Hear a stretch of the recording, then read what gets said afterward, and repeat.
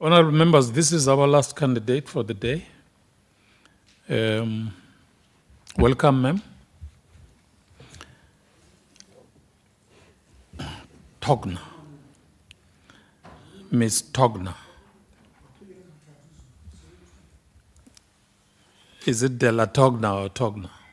It's Miss Della Togna, sir. Okay. Welcome to the panel. And please tell the panel about yourself and reasons why you want to be in the board of MDDA. Yeah, and then we'll take it from there. Members will ask questions. You will share those questions with them. Questions and responses, 5 minutes. But for now, you will take 2 minutes to tell us about yourself. Thank you.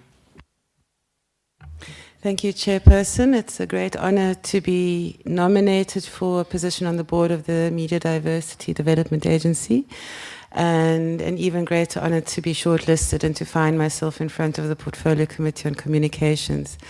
My assumption is you've read through my CV and have had some feedback on my nomination and shortlisting.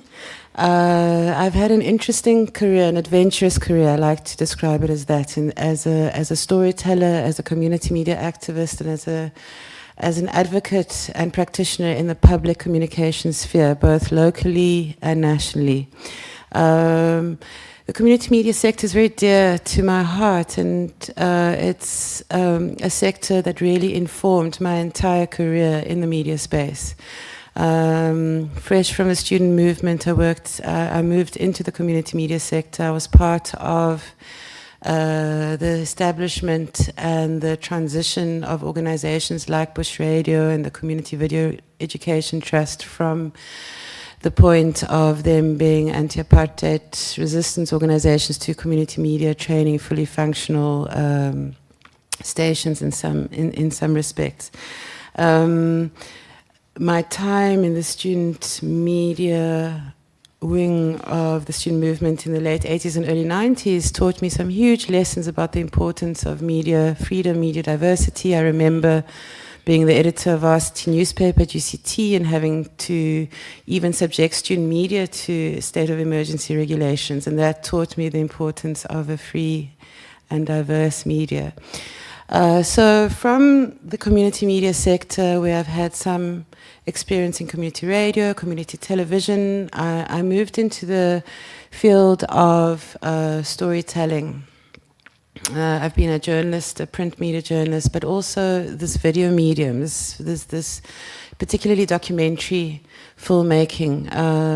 My first film was called Community Eyes, and it was an expression of what community television could look like, the kind of models that South Africa could explore. It was produced in 1996 in response to the new legislation at the time that allowed for community television, community special broadcast licenses. Unfortunately, the commercials, some commercial players in the Western Cape had seen a loophole in the act at the time and had created something called Rugby World Cup TV, and were given an acasa license, special license to broadcast in the context of special interests. And we felt in the community media sector at the time that it was important to really interrogate what community television is and could be. Fast forward to 20 years later, I present you a portfolio of interesting documentary film work, which has explored history, important figures in this country's history. My emphasis has always been a collaborative one. I'm a producer, so I'm a facilitator of story. I'm not the one that owns the story. I've been privileged to work with a lot of fine documentary filmmakers in this country, and I have a real grasp on both content and platform. Later on in my career, and after completing my master's in fine arts, and because of my deep interest in public communications and public participation and the space that interacts between the fourth estate, government, state institutions, and the media, I joined the parliamentary administration as its first multimedia manager, and I served in that position for 5 years, and I was part of some very innovative initiatives that introduced integrated marketing communications through all our platforms. Chair, thank do you. I need to declare any issues in this session? I was coming to that. You have because we go through that process, you have a credit record of a very small amount. Is it what you're going to talk about? Talk about it, because it's in our report.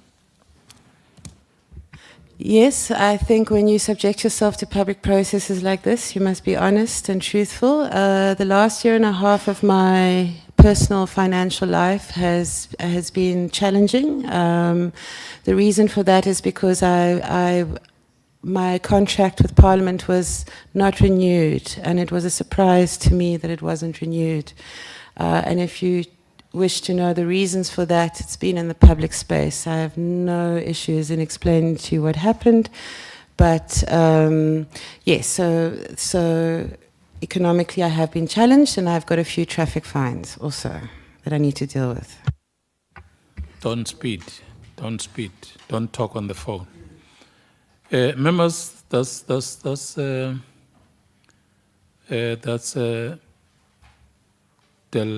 Della Togna. Am I right?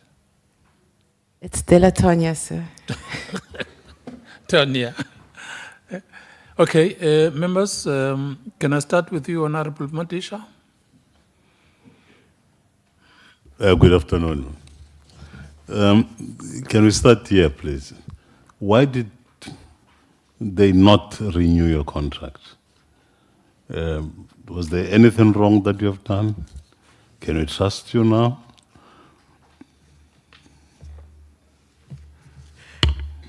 Thank you for that question. Sir, the nature of my suspension on the 14th of December was disclosed by Nehau in interviews with the media the following day.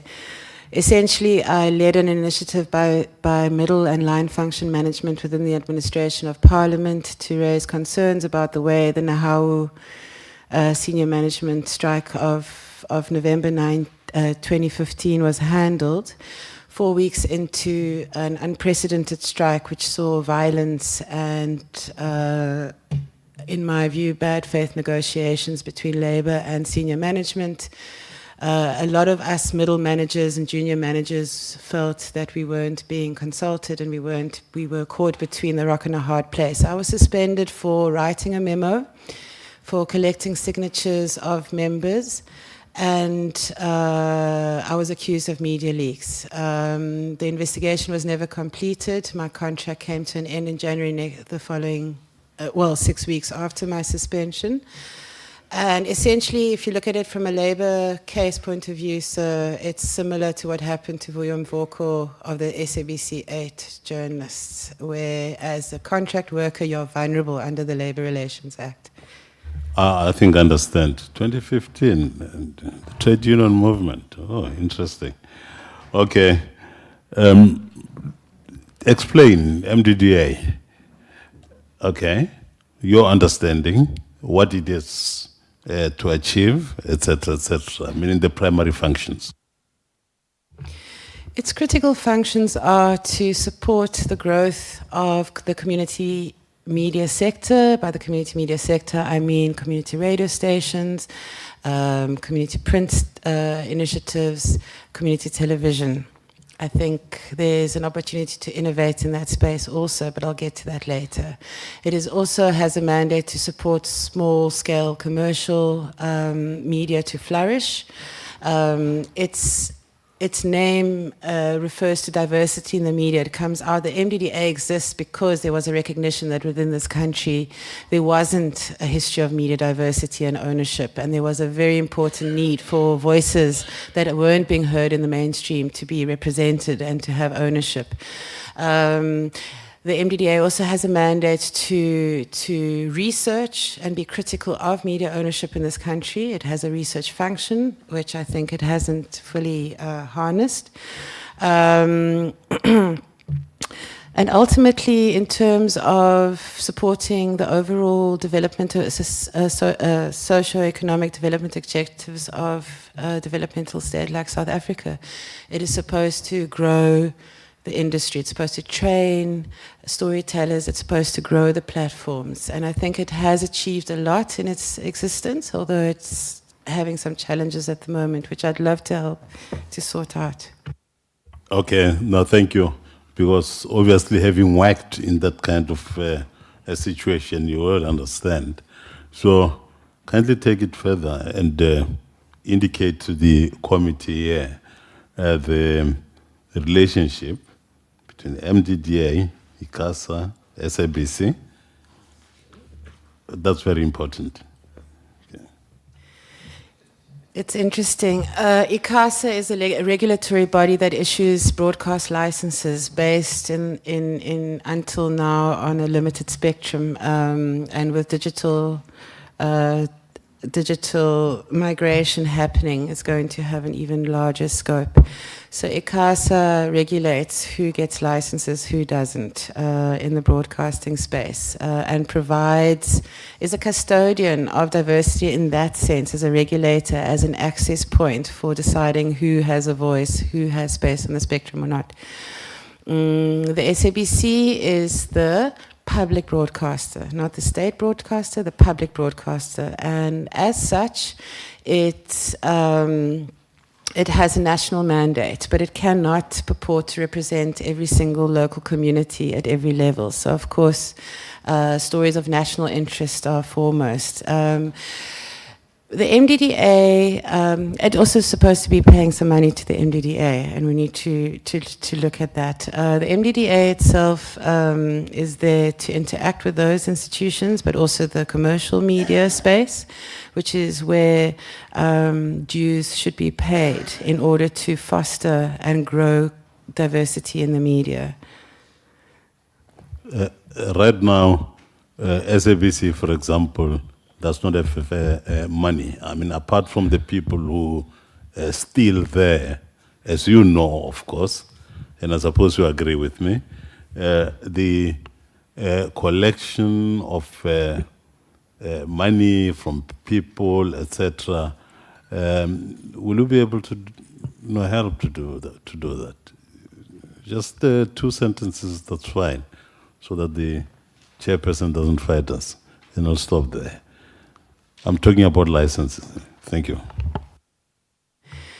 In terms of drawing support from the SABC, a lot depends on the process it's going through at the moment in terms of strengthening its own funding base. But the MDDA has a similar challenge in terms of diversifying its funding field. It can't tap into just the SABC for funding. It has to look at relationships that have broken down, for example, in the print commercial sector, to see why is it that the print commercial sector isn't paying its dues as legislated to do in terms of the Act and so forth, to the MDDA. Why has there been a loss of trust? And also other sectors, by the way, the cinema distribution field, online media, why shouldn't we be knocking on their doors to help media diversity in the same breath? So that was 2 minutes. Thank you very much. Thank you. Okay. Thank you very much, Honorable Doze. Mr. Chair, we have 5 minutes. I've been... So I get that you are very grounded in the industry, but you said that the MDDA has undergone a lot of challenges recently. What do you think those challenges are, and what must be done to resolve them? Okay, there I think are 3 critical challenges that need to be addressed. The one is at the level of governance, the board, the senior management of the organization. From what I've read in the media and from what I've observed in the engagement with this portfolio committee, has been what one can describe as fairly toxic, and there's been a loss of trust between the board and staff, and What must be done? That's the first Okay. challenge you might be confronted with when you get in. What must be done to resolve it? To detoxify the toxic relations of the two members of the board and members of management.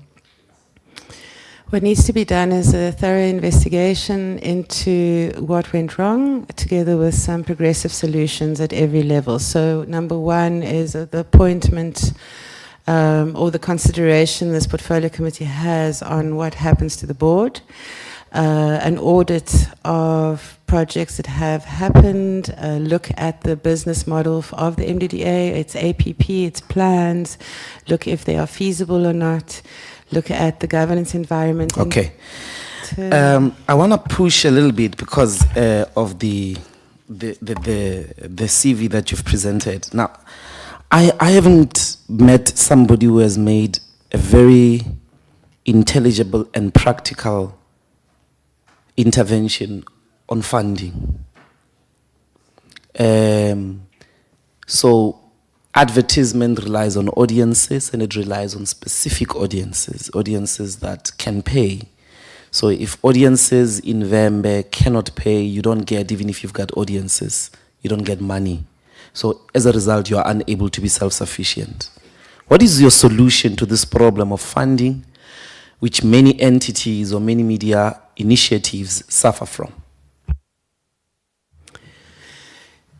I think there needs to be a sophistication, an adoption of the kind of tools that the formal advertising industry uses to recognize such audiences, to leverage the kind of media space that community media plays. Now, for example, if I use the community television stations as an example, many of them are supported, and I say that in inverted commas, by one private entity that seems to play a role in both organizing their marketing space, their advertising revenue, but also has a huge influence editorially. Is that true community television? One has to look at those kinds of things. One has to really look at the funding models. Some community radio stations mirror the economic development of communities. And if there are bigger interventions in local economic development at municipality level, community radio stations, community multimedia stations really should be growing simultaneously. So I think it's not about taxing or putting pressure on. Okay, so your solution is still advertisement oriented. It seems to me that for a positive, robust journalistic activity, one shouldn't be slave, particularly if you're going to do access to information, if you're going to be doing critical journalism. I mean, one of the big reasons why there is no critical journalism into the private sector, it's because most of the media is supported by adverts. So don't you see a contradiction that we are just replicating the existing problem? If we cast community media as well to adverts, go find your survival on the basis of attracting advertisements. No, I'm saying using the tools that that industry uses to dissect audiences and to attract different kinds of advertising. So local economic advertising. Small businesses haven't been harnessed enough to understand. But isn't it that if you're mostly funded by a government, the fear is you might be less critical of government. If you're mostly funded by the private sector, you are less critical of the private sector. So is there any funding model that breaks us out of that, out of advertisements and over-reliance on government, in your view?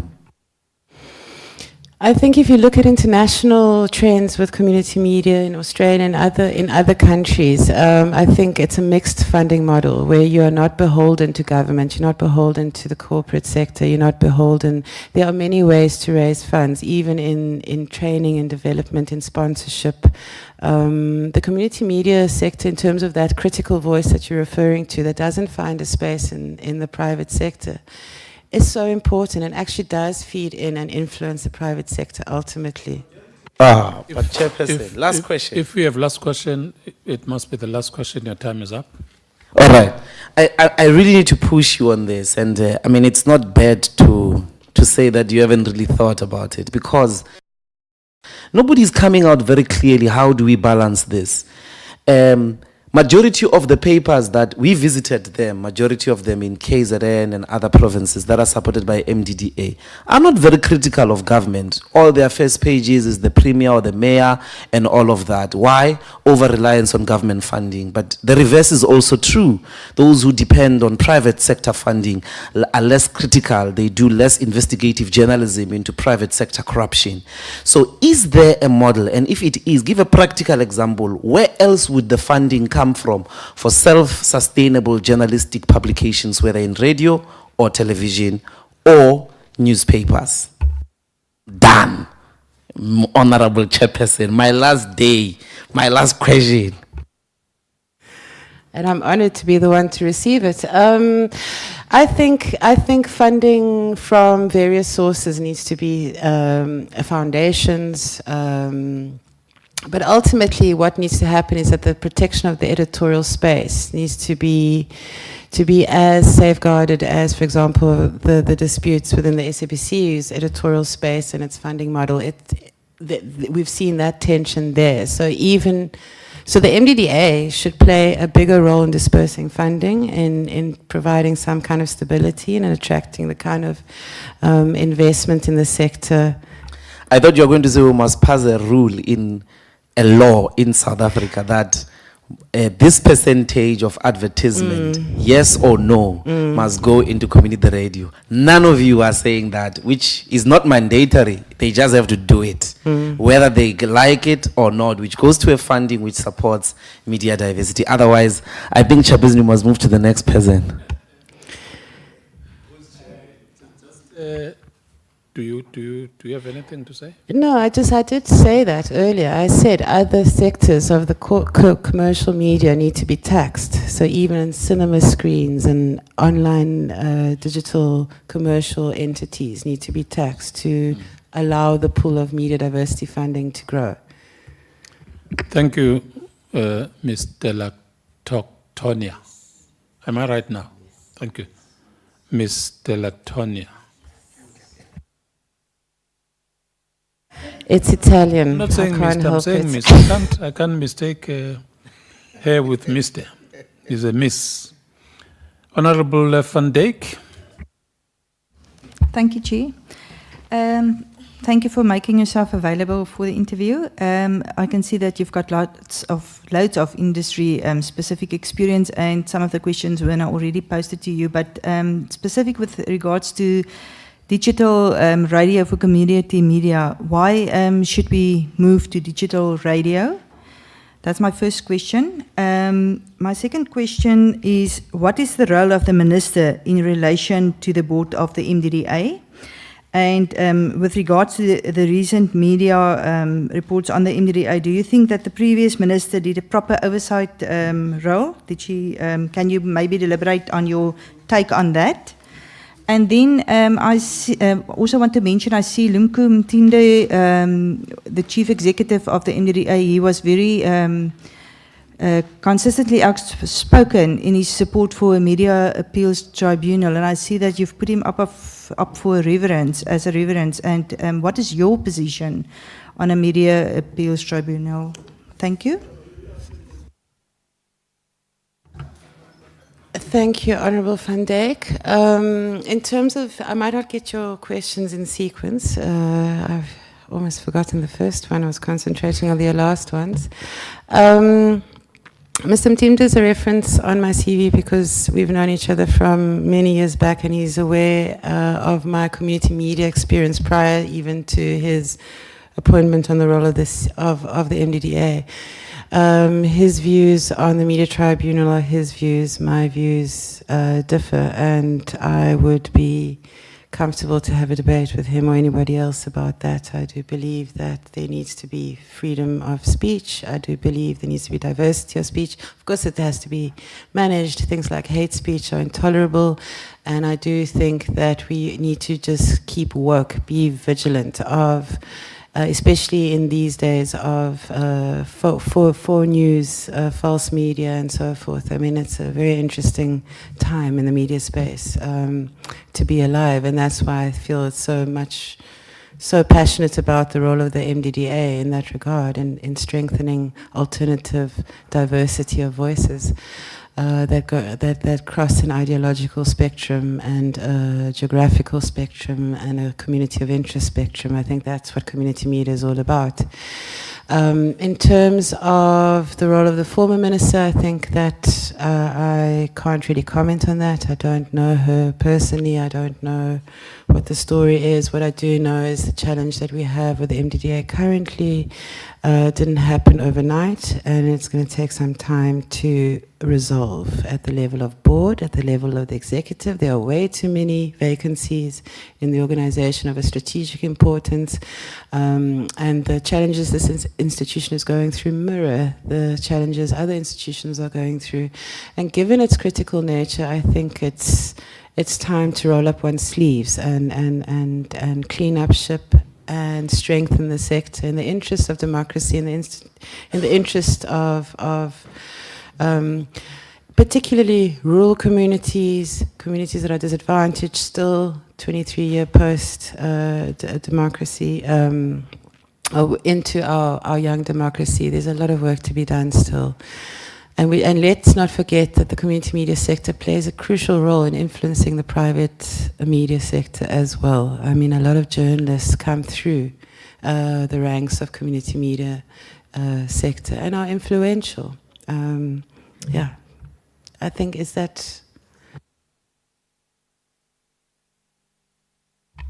There was still one question on the digital radio. Yeah. That's the nice one. Yes, I believe in digital everything. I believe that we need to go beyond the old school, community radio, community media construct. I mean, it's something I implemented in Parliament as well, that radio needs to be used effectively and that what you produce can be published online, so why not? I think it's the best way to grow audiences. If you look at what community TV stations have been doing, they've also been using any platform available. I don't think they've used online digital enough. They've used existing private digital channels to just extend their reach. I think I'm very excited by when digital migration really takes into effect and the public broadcaster and other entities can really start sharing a huge bouquet of channels for community radio. I mean, the opportunities will be endless, and communities that haven't been covered and haven't had access even to mainstream public channels will suddenly be having access to everything. So I'm very passionate about, and the expenses around converting or amplifying a traditional community radio station and bringing it online are minimal. So the access and the opportunities are endless. Thank you very much, Honorable Van Dijk. Honorable Kalako. Thank you, Chair. I understand. Welcome to the interviews. I know your passion on media.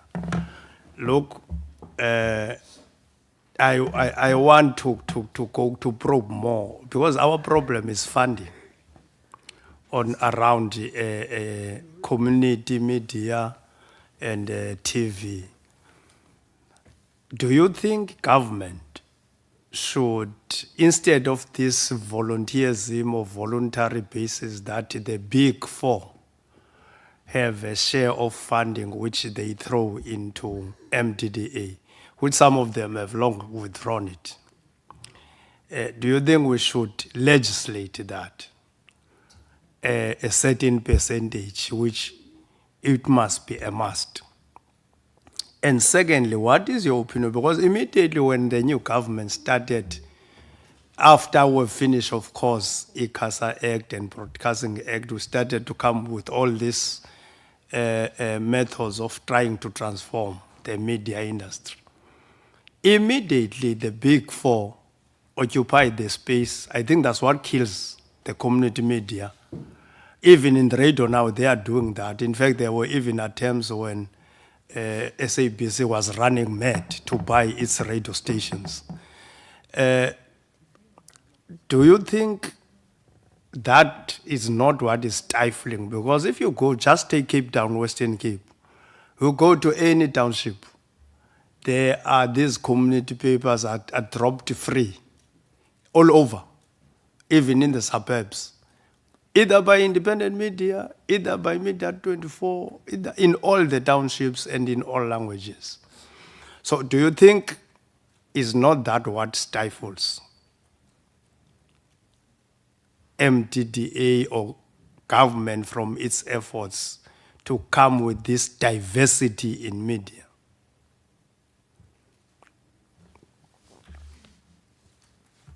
Thank you, Honorable Kalako. You know, I tend to agree that actually legislating a tax on commercial media might not be a bad thing to enforce and bring to life media diversity and to hold that industry to account. Of course, that comes with huge responsibilities around how to use the money. There is a huge amount of money there, and the percentage that has been paid over by those big four and so forth is very small in comparison to, and the irony is that very sector benefits from community media. As I said earlier, the many of the journalists, producers, presenters, icons that are used and that make the commercial media so popular have emerged from the community media sector. So in a sense, it's, if you look at the cycle of investment and development in the fourth estate as a whole, public, commercial and community, there's a synergy there. So there's an interest even, and I believe that there's a way of making the business sector and the private sector see the sense in paying the money. Secondly, now coming to government, because those, I think we do contribute also, because you'll find the local municipalities, when they advertise, they want to advertise on Sunday Times. I don't know what they are advertising for whom. They won't go to a local TV station there and advertise. Same thing, provincial departments, including Premier's office going down. We find the same. Don't you think a government, especially department governments, or from all three tiers, we must actually, something regulated that there is a must, a certain percentage of there, because at the present moment it's just for, if you want, you do it, if you don't. And in fact, earlier somebody alluded to it. When they want to go to community media, they want it free space. All these departments, all these ministers, they are holding a bizo in the township there. There's a community paper. They want a free coverage. So what is your take on that? No, thank you. Something I'm very interested in and have had direct experience of. GCIS nationally has had an interesting model. They had a 30%, with their advertising budget, they had a policy that 30% of it gets spent on community media, community radio particularly. And I remember when I joined the Parliament administration, I introduced a similar practice. It wasn't a policy, it was a practice, because the policy environment had to consider that. I recognize the problem that you're describing very well. Even in this institution, there's a tendency to go for, commercial media or so forth, and or not understand the value of community radio, for example, as an audience space. I mean, I'm not sure if you realize that the combined audiences of community radio stations around the country reaches into the over 8-9 million,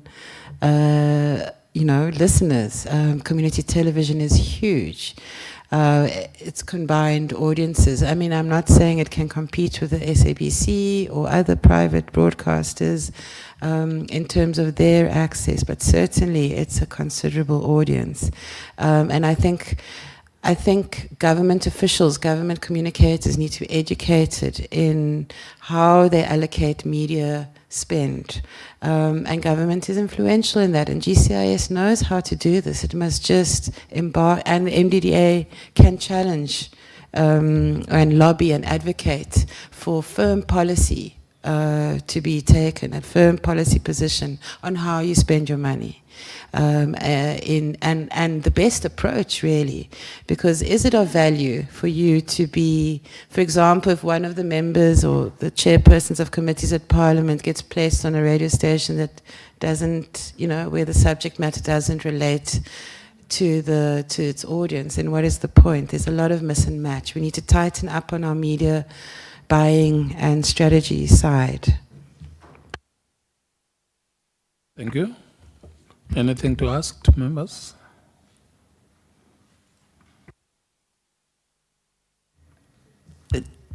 Does the committee foresee a legislative review of the MDDA Act or any acts relating to the functioning of the Media Development and Diversity Agency? I'm interested to know.